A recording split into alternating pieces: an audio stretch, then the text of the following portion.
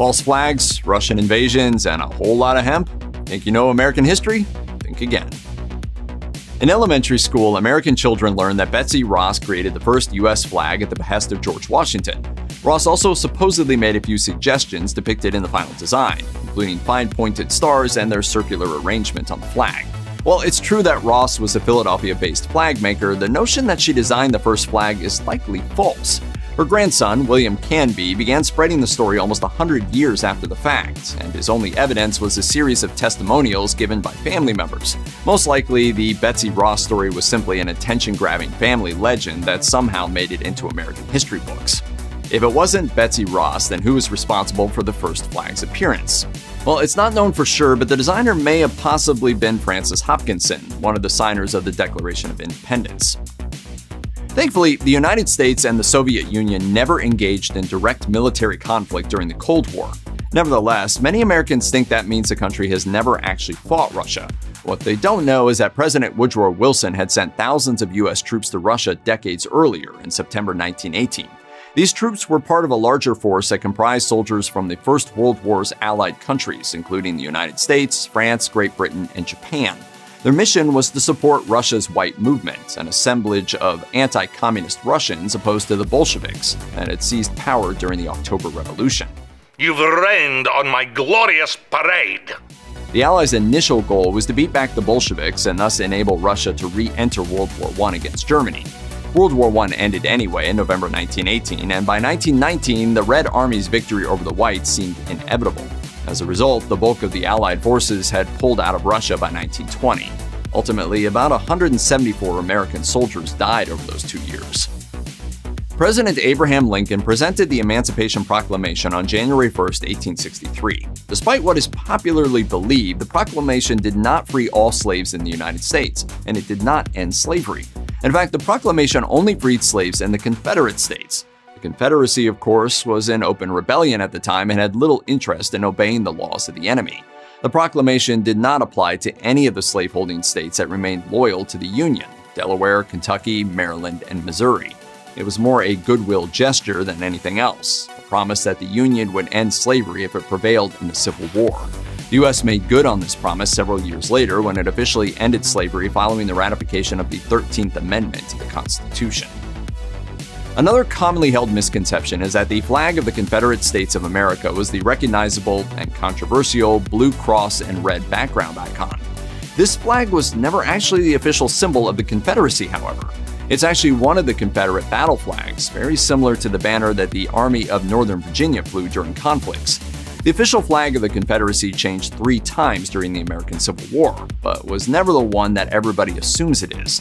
The basic blue cross red background design was eventually incorporated into the official flag, but it was always only a portion of it, minimized into the upper corner.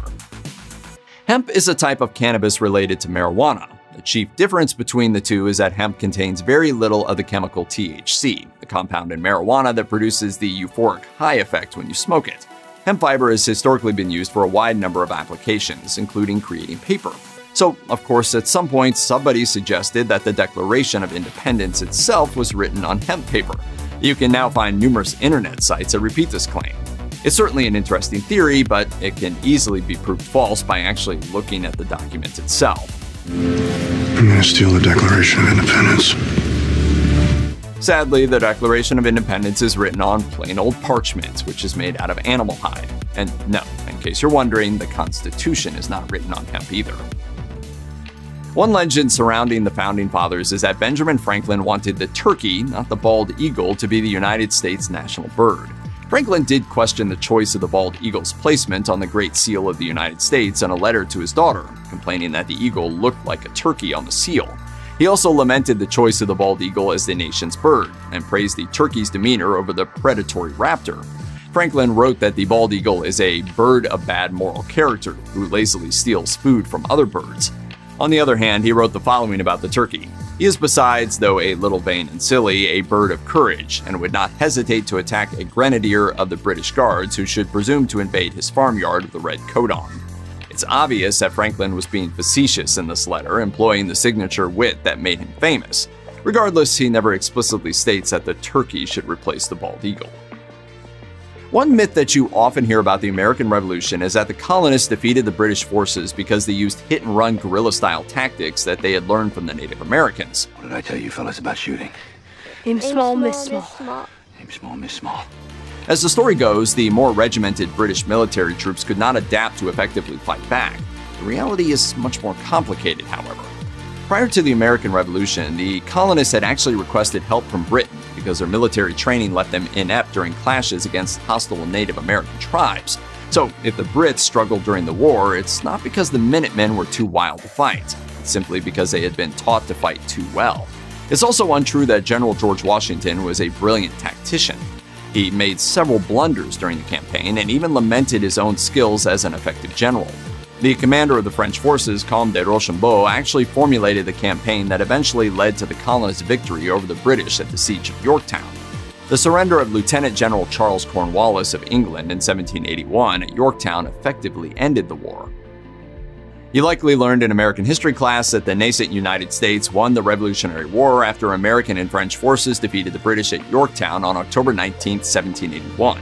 While this defeat effectively dashed the British's hope of quelling the colonial rebellion, it was hardly the final battle of the war.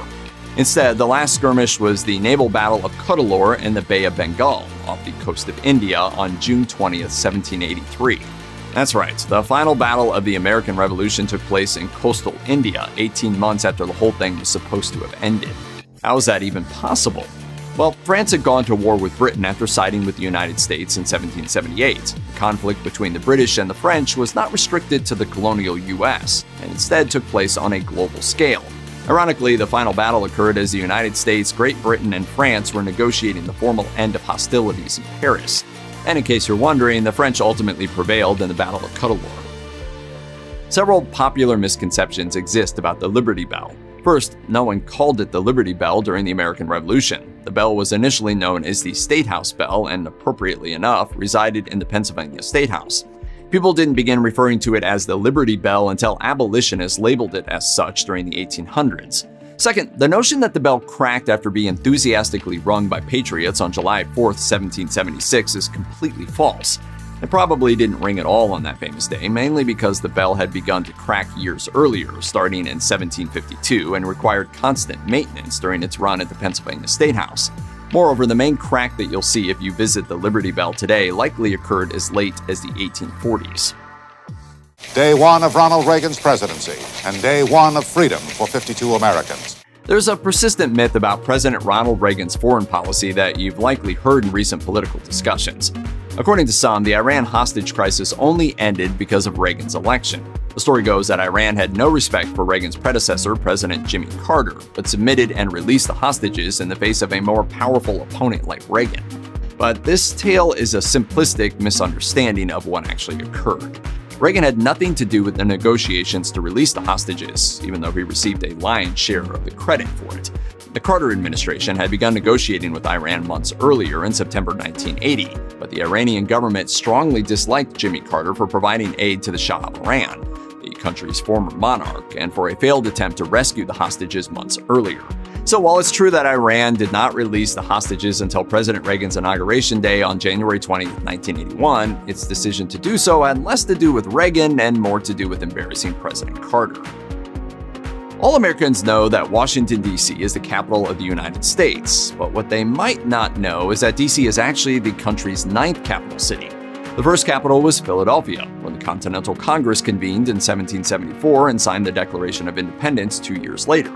The capital changed several times during the Revolutionary War, from Philadelphia to Baltimore to Lancaster, Pennsylvania, as Congress constantly moved to keep one step ahead of the British Army. In 1789, George Washington actually took the oath of office as the first president of the United States in New York City, meaning Federal Hall and the Big Apple briefly served as the first capital of the United States. Philadelphia then became the capital again until the District of Columbia could finally be completed. The horror of the Salem witch trials, which lasted from February 1692 to May 1693, is one of the most prominent examples of mass hysteria in American history. During this period, hundreds of people in Salem Village, Massachusetts were accused of witchcraft, and about 20 people were executed. You popularly hear that the puritanical government burned these so-called witches at the stake, but that isn't true. Although witches were burned at the stake in medieval Europe, almost all the victims in Salem were hanged. The only accused witch to escape hanging was Giles Corey, who had the distinct displeasure of being pressed to death with heavy rocks. For the most part, Americans tend to assume that World War II never reached the United States mainland. Sure, we all know about Pearl Harbor, and some will even be familiar with the Battle of the Aleutian Islands between the US and the Japanese. Yet neither Alaska or Hawaii are part of the mainland, nor were they even states at the time. Yet unbeknownst to some, the Japanese did attack the US mainland several times during the war. In fact, the greatest threat to the West Coast at the time was the Japanese military. For one, a Japanese submarine shelled the Elwood oil field near Santa Barbara, California on February 23, 1942. A few months later, on June 24, 1942, a different Japanese submarine opened fire on Fort Stevens in Oregon.